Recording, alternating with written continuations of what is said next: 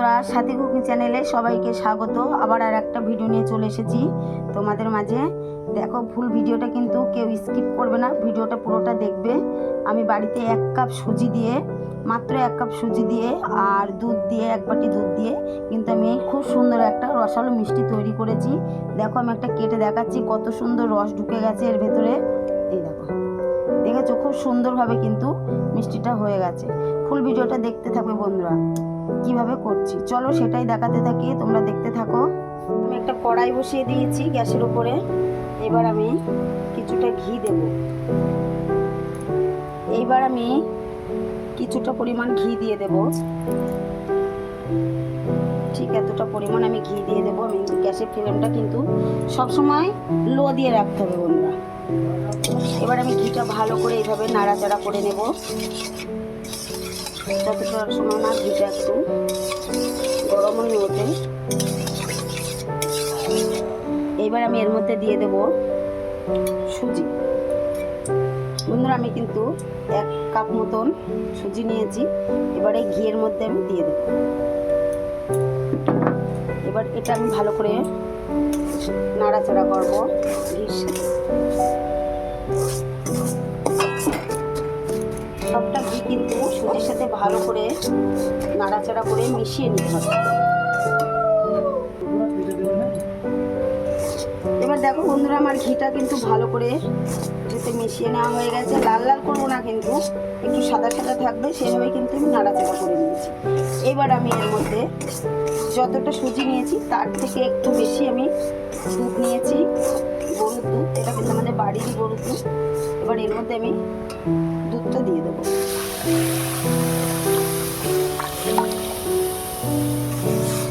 ভালো করে এর সাথে আমি নাড়তে চাড়তে থাকবো। আমি কিন্তু একটু দুধটা বেশি দিয়েছি বন্ধুরা, কারণ এই সুজিটা ভালো মানে গলে যাবে আর এর সাথে মিশে যাবে খুব সুন্দরভাবে, তাই কিন্তু আমি একটু দুধটা বেশি দিই। এবারে যত সময় না একটু শুকনো হয়ে আসে তত সময় কিন্তু আমার এটা নাড়তে থাকবে খুব সুন্দরভাবে। একভাবে কিন্তু নাড়তেই হবে, নয়তো কিন্তু তলায় লেগে যেতে পারে, তার জন্য কিন্তু নেড়েই যাবে। বন্ধুরা, আমার কিন্তু দেখো অনেকটা শুকিয়ে এসেছে। এটা কিন্তু আমি আর একটা পাত্রে এবার তুলে নেব। বন্ধুরা, আমি কিন্তু এই পাত্রটাই আমি ঢেলে নেব, সবটুকু দিয়ে একটু জুড়োতে দেব।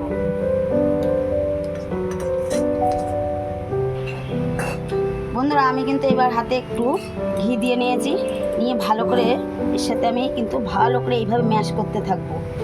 যত ম্যাশ করবে ততটা এটা মিহি হবে আর খেতেও কিন্তু খুব সুন্দর হবে। একটু গরম আছে, একদম ঠান্ডা হয়ে গেলে কিন্তু এটা দলা পাকিয়ে যাবে, তাই কিন্তু আমি গরম অবস্থায় একটু নাড়াচাড়া ভালো করে এইভাবে মেখে নেব। বন্ধুরা, আমার কিন্তু একটা ডো করা হয়ে গেছে খুব সুন্দরভাবে। আমি কিন্তু এর গায়ে একটু ঘি লাগিয়ে রাখবো, অল্প করে, বেশি নয়। ঠিক এইভাবে আমি ডোটা ভেবে ঠিক তৈরি করে নিলাম। এবার এটা কিন্তু আমি ঢাকা দিয়ে রেখে দেবো 10 থেকে 15 মিনিটের জন্য। আমি কিন্তু এটা ঢাকা দিয়ে রাখবো। এবার আমি চিনি সিরাপ করার জন্য আমি কিছুটা জল দিয়ে দেবো। ঠিক আমি এতটা পরিমাণ আমি জল দেব। এবার যতটা জল দিয়েছি ঠিক ততটা পরিমাণে আমি চিনিটা দিয়ে দেব। এবার এটা 2-3টে আমি গরম মশলার ফল দিয়ে দিলাম। এবার এই চিনিটা ভালো করে ফোটাতে থাকবো, চিনির শিরাটা করব। বন্ধুরা, আমি কিন্তু 15 মিনিট পরে আবার ফিরে এলাম। দেখো এবার কত সুন্দর নরম হয়ে গেছে। এটা কিন্তু আমি আর একটু ভালো করে মেখে নেব সুন্দর করে। বন্ধুরা, আমি কিন্তু এবার হাতে একটু ঘি লাগিয়ে নিয়েছি, নিয়ে কিন্তু এটা আমি এক একটা ছোট ছোট বলের আকারে করে নেব।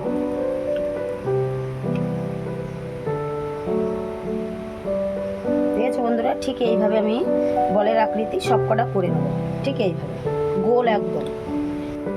বন্ধুরা, আমার কিন্তু দেখো চিনির শিরাটা রেডি হয়ে গেছে, অনেকটা একটু লাল লাল হয়েছে। এবার কিন্তু গ্যাসের ফ্লেমটা একদম কম করে দিয়েছি।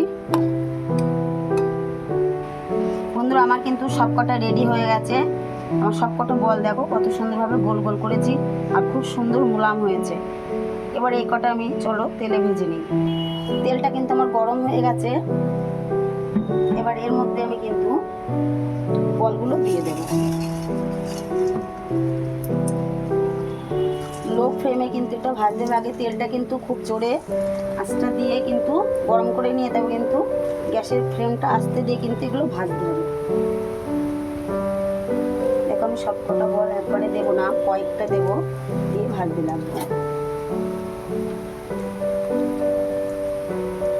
বন্ধুরা আমার কিন্তু দেখো সব কটা ভাজা হয়ে গেছে। এবার আমি সব কটা লাভিয়ে নেব। বন্ধুরা আর যে কটা আছে আমি একইভাবে সবগুলো ভেজে নেব। এবার কিন্তু চিনির শিরার মধ্যে আমি সব কটা কিন্তু বল দিয়ে দেব। এবার এই রসটার মধ্যে কমসে কম 20 থেকে 25 মিনিট আমি কিন্তু এটা ঢাকা দিয়ে রেখে দেব।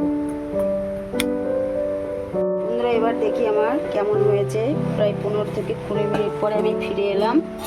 দেখো বন্ধুরা সব কটা কিন্তু রসে দেখো একদম রসটা ঢুকে গেছে খুব সুন্দরভাবে।